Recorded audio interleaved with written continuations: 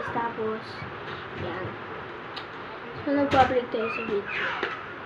At meron ako pagsabi sa akin na si Ate Kate tsaka si Kay, hinihaya nila ako guys mag Bible. So yun, ako nagpatuloy-tuloy ako. Ito yung babasahin ko sa inyo, ang Genesis. Ito yung ginawa tayo ni Jesus. Basahin natin.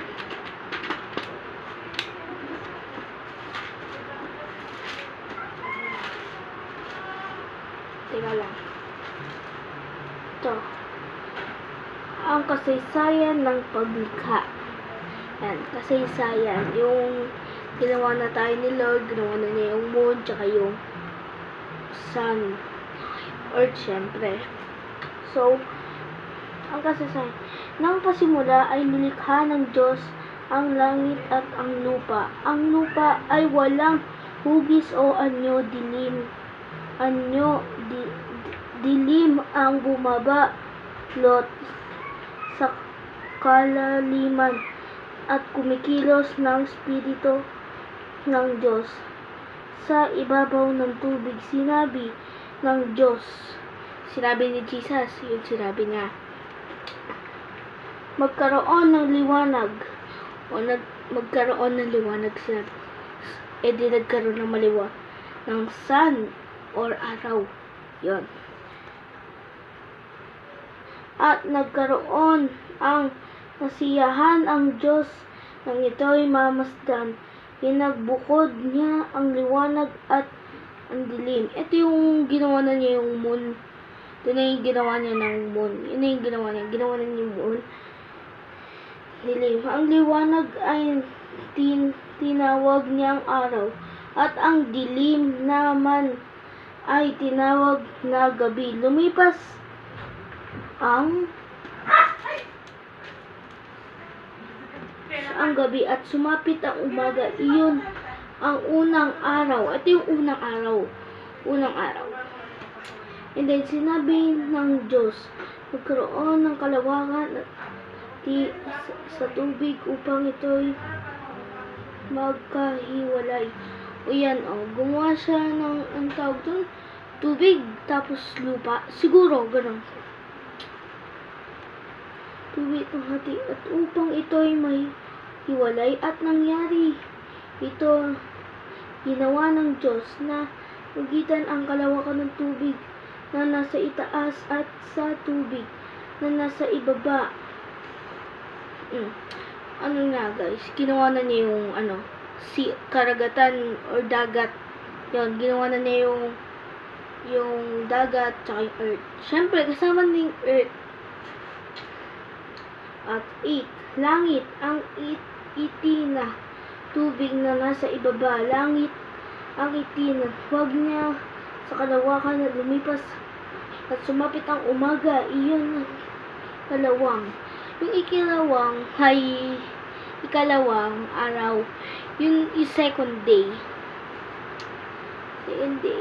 Sinabi ng Diyos, magsama-sama sa isang dako ng tubig sa silong ng langit upang lumitaw ang lupa at nangyari tuyong bahagi at dagat. And ito pala yung ginawa na niya yung bundok. Siguro ito, basta di ko alam eh. Bagas ako ba yun? Pero di ko alam. Di ko talaga mag-guess. Sorry na. Bata pa kasi ako. I'm 9 years old. Yan at lupa. At nangyari ito. Tinawag niya lupa ang tuyong bahagi at dagat ang nagsama-samang tubig. Sama-samang tubig. Magkaroon sa lupa nagkabinhi at punong namumunga at nangyari ito, tumubo yan siya. Ngay ito'y mamasdan luga. Iyon ang ikatlong araw. Ito na ikatlong araw. Third day. Siguro guys, dito hindi pa tayo nagtatapos. Teka lang. Mabagal po kasi yung magbasa. Sorry. Okay. Ngayon, ikatlong araw, sinabi ng Diyos, magkaroon ng taglaw sa langit at upang mabukod ang araw sa gabi. Ito ang magiging batayan sa bilang ng mga araw, taon at listahan mula sa langit ang magbibigay ng liwanag sa nalilikha ng Diyos. Ang dalawang malaking tanglaw araw upang magbigay liwanag maghapon at buwan upang tumanglaw kung gabi. Lagay niya sa langit ang mga tanglaw na ito upang magbigay ng liwanag sa daigdig. Sorry guys, so dito na tapos. Ay, hindi. Meron pa tayong time kasi guys, 15 minutes lang yung akin dun sa may ano.